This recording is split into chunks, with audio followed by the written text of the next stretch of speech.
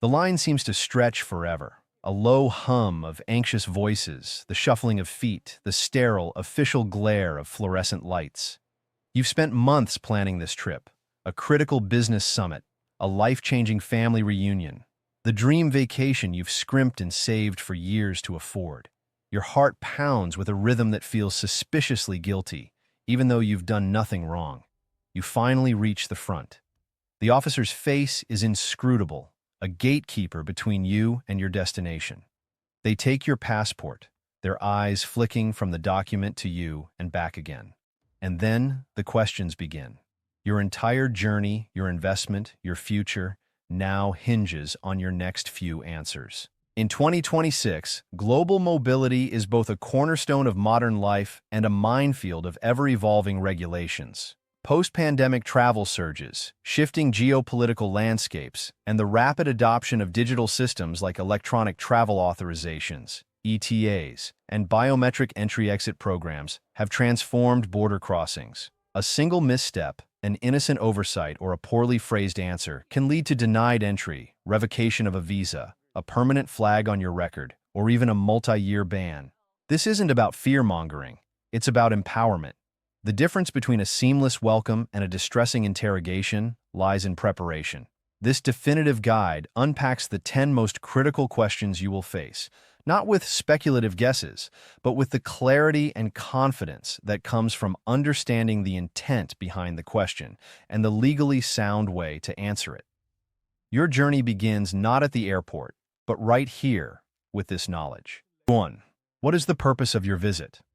This is the foundational question. Every answer that follows must align with this declared purpose. Why they ask it. The officer needs to immediately categorize you under immigration law: tourist, business visitor, student, worker, etc. Each category has specific legal permissions and prohibitions. They are checking for intent consistency. Does your profile, luggage, documents, and demeanor match your stated purpose? The 2026 context. With the rise of digital nomad visas and remote work, the line between tourism and work has blurred. Many countries now have specific visas for remote workers, and misrepresenting your intent to work, even for a foreign employer online, while on a tourist visa, is a major violation. How to answer correctly. Be specific, brief, and truthful. I'm here for a 2-week vacation to visit the Museum of Modern Art and explore the coast. I'm attending the Global Tech Conference at the Convention Center. Here's my registration confirmation. I'm visiting my daughter and her family for the holidays. Here's a copy of their invitation and address. The critical mistake: vagueness. Just sightseeing or business stuff raises red flags. So does over-explaining without being asked. Your answer must match the visa type in your passport. A B1, B2 U.S. visa holder saying, "I'm here to consult for a client," is stating an intent to work, which requires a different visa. 2. How long do you intend to stay? This tests the feasibility of your plans and your intent to comply with visa conditions. Why they ask it. They are verifying that your proposed stay aligns with the permissions of your visa, e.g. a 90-day Schengen visa, and that you have plausible means to support yourself for that duration without working illegally. They are assessing your ties to your home country. A vague or open-ended stay suggests weak ties. The 2026 context. Many countries now electronically link your entry stamp to a strict automated countdown. Overstaying by even 1 day due to a miscalculation can trigger automatic fines, future visa ineligibility, or bans. How to answer correctly. State the exact duration and anchor it to your purpose. I will be staying for 14 days, departing on flight AC-123 on the 15th. Have your return or onward travel itinerary readily available. If on a long-term visa, state the period your visa is valid for and your planned compliance. My student visa is valid for 2 years, and I'm enrolled full-time at University X, as shown in my documents. The critical mistake, saying, "I have a 6-month visa, so maybe the whole time." This implies a lack of concrete plans and weak ties. Always know your exact departure date. 3. Where will you be staying? This question establishes your footprint in the country and provides a point of contact for authorities. Why they ask it. It's a basic accountability check. They want a verifiable address. For tourists, it confirms you've made arrangements. For others, it ensures you're not visiting with no actual plan, which can be a sign of intending to live in the shadows. The 2026 context, the rise of short-term rentals, Airbnb VRBO, is fully recognized. Have the full address and a printed or easily accessible digital confirmation from the platform. With friends is acceptable only if you have their full address and contact details, and it aligns with your story. How to answer correctly. Provide the first night's address clearly. I have a reservation at the Grand Hotel for the first 3 nights, and here's the confirmation. I've booked other accommodations for the remainder of my trip. If staying with family friends, I'll be at my cousin's house at 123 Maple Street, Anytown. Here's a copy of their invitation letter. The critical mistake, not having any address.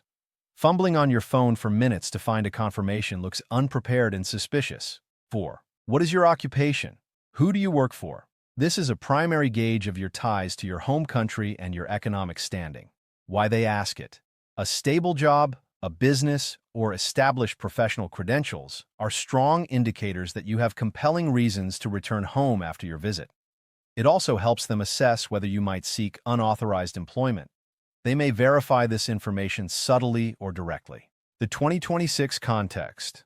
Officers are adept at quick, open-source verification. Stating you're a CEO of a new, unknown company may lead to follow-up questions about your business's nature, revenue, or clients. Freelancers and entrepreneurs must be prepared to explain their work coherently. How to answer correctly. State your job title and employer clearly and concisely. I am a senior project manager at Green Energy Solutions Corp. If self-employed, I am the owner of a small digital marketing consultancy. I have ongoing client projects that require my return. Be prepared to briefly describe what your company does if asked. The critical mistake. Inventing or inflating your job. Inconsistency is a fatal flaw. Saying you're between jobs or unemployed is not an automatic denial, but you must then demonstrate strong financial resources and other ties, property, family, to your home country. 5. How much money do you have available for this trip? How will you fund your stay? This assesses your financial self-sufficiency. The state does not want visitors who may become a public charge or work illegally to support themselves. Why they ask it? They need proof you can afford your stated plans. Hotels, food, activities, transport, without resorting to illegal work or overstaying to earn money. The 2026 context. While carrying large amounts of cash is risky and can itself be a red flag due to anti-money laundering laws, you must be able to demonstrate access to funds. Digital bank statements and credit card limits are commonly accepted. How to answer correctly. State the total amount accessible and the forms it's in. I have brought $2,000 in cash for immediate expenses, and I have 2 credit cards with a combined limit of $10,000. Plus access to my savings account online. Have recent bank statements and credit cards ready to show if asked. The critical mistake. Stating an unrealistically low amount or appearing unsure. Know your daily budget and have a financial buffer. 6. Have you ever been arrested or convicted of a crime? This is a direct legal admissibility question. Its scope is broadening in many jurisdictions. Why they ask it.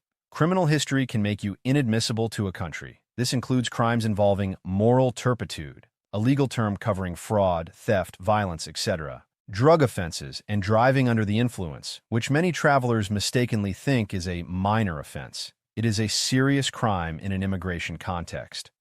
The 2026 context, information sharing between allied countries, Five Eyes, EU systems, is increasingly sophisticated. An arrest or conviction you thought was sealed, expunged, or only local may appear in shared databases. Transparency is critical. Lying is grounds for permanent misrepresentation bans. How to answer correctly. Answer honestly and directly. If the answer is no, a simple no suffices. If the answer is yes, you must disclose it. Have all official court documents explaining the charge, disposition, and completion of sentence, probation, etc. You may need to apply for a waiver or rehabilitation certificate before travel. The critical mistake. Lying. This is arguably the single fastest way to be denied entry and banned. "I thought it didn't count," or "it was a long time ago," are not valid excuses for a false answer. 7. Are you carrying any food, plants, or animal products? Have you visited a farm recently? This is biosecurity. It protects a nation's agriculture, environment, and food supply from invasive pests and diseases. Why they ask it? A single piece of fruit can carry fruit fly larvae that could devastate an entire crop industry. Foot and mouth disease can be spread on shoes. These rules are aggressively enforced. The 2026 context. Climate change and global trade are increasing biosecurity risks. Penalties are severe, including immediate fines, often in the thousands of dollars, confiscation, and potential criminal charges for deliberate smuggling. Canine units and advanced X-rays are standard. How to answer correctly. Declare any and all items, even if you think they might be okay. When in doubt, declare. It is always better to have an item inspected and discarded by an agricultural officer than to be caught with it undeclared. Yes, I have some packaged snacks and a wooden souvenir. The critical mistake. Assuming packaged or common items are fine. Many countries prohibit all meat, dairy, fresh fruit, and seeds. Non-declaration, even for an apple from your flight, can result in a fine and a permanent note on your travel record. 8. What do you have in your luggage? Or, are you carrying anything for anyone else? This probes for contraband, prohibited items, and import tax violations. Why they ask it. This is a core customs function to prevent smuggling of drugs, weapons, counterfeit goods, undeclared commercial merchandise, or large amounts of currency. The second part about carrying items for others is a classic anti-drug smuggling tactic. The 2026 context. With e-commerce, customs is hyper-vigilant about travelers bringing in new, high-value items, designer bags, electronics, that should be declared for duties. They are also focused on cultural heritage artifacts and endangered species products, ivory, certain shells. How to answer. Correctly, be able to give a general summary. My personal clothing, a laptop, some gifts for my hosts, and purchased souvenirs. Never, under any circumstances, agree to carry a package, bag, or item for someone you do not know intimately. Your answer to the second part should almost always be a firm no. The critical mistake. Joking, just a bomb, will get you arrested. Being overly nervous, or showing ignorance about the contents of your own bags. Here's a question that has ended more than one traveler's journey before it began. You're carrying a common over-the-counter medication from your home country, perfectly legal there. But in the country you're entering, it contains a controlled substance. You didn't check because it's just your allergy pills. What happens next? We want to hear your guess in the comments below. 9. Have you ever been denied entry or deported from any country? This searches for prior immigration violations, which are a massive red flag. Why they ask it. A prior denial or deportation indicates you previously failed to meet a country's entry criteria. This makes officers intensely scrutinize your current application. They will want to know the exact circumstances of the prior issue to determine if it has been resolved. The 2026 context. Denials and deportations are almost universally recorded in international databases. Lying is futile and catastrophic. A prior denial does not mean a permanent ban, but it must be addressed transparently. How to answer correctly. Answer truthfully. If yes, explain concisely and factually, showing you have rectified the situation. Yes, I was denied entry to country X in 2022 because I did not have a proper return ticket. Since then, I always ensure I have confirmed onward travel and all required documentation, as I do today. The critical mistake, hoping they won't find out. They will. A lie here is considered immigration fraud. 10. Do you have anything to declare? Customs value question. This is the financial and goods counterpart to the biosecurity question. It's about tariffs, duties, and trade law. Why they ask it. Most countries have duty-free allowances, e.g., $800 in the US, $430 in the EU. Exceeding these allowances with new purchases, gifts, or commercial goods requires you to pay import taxes and duties. It's a revenue and trade fairness issue. The 2026 context. With precise electronic purchase records, it's easier for officers to verify values. Forgot is not an accepted excuse. Some countries require you to declare high-value items like watches or jewelry you are traveling with, even if not new, to ensure you don't sell them. How to answer correctly. Know the allowance of the country you are entering. If you are over, declare the items and their value proactively. Yes, I purchased a new watch valued at $1,200, which exceeds my personal allowance. I am prepared to complete a declaration and pay any applicable duties.